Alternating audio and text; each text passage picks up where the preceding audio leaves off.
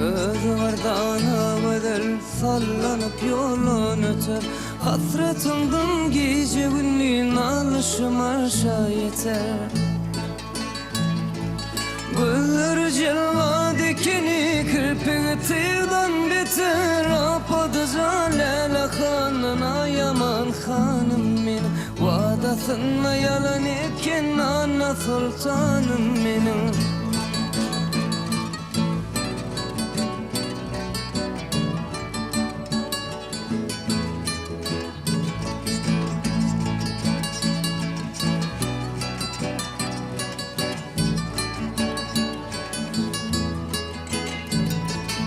Çımladal giydin bedenin canıma kasteyledin. Sümbülün reyhanım yenni özünü mesteyledin.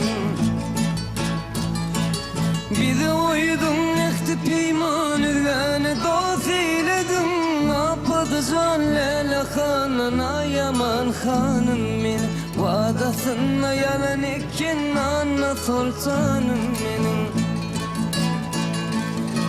Bizi koydun ekti peyman üzgâne dost eyledin. Apadıca lele hanına yaman hanım benim.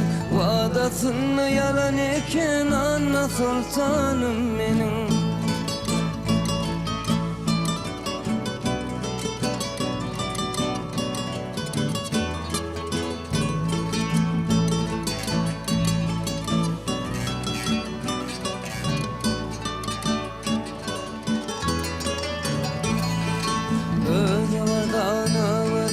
Sallanıp lisan yere Vakfını diysem illere Kaysa aşıklar yalar.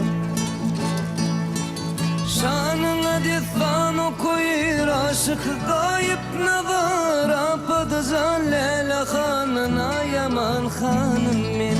Vadasına yalan eken ana sultanım benim. Şanına destan okuyur aşık gayip nazar. Apadıca lele hanına yaman hanım benim. Vadasına yalan eken ana sultanım benim. Ay yaman hanım benim, ana sultanım benim.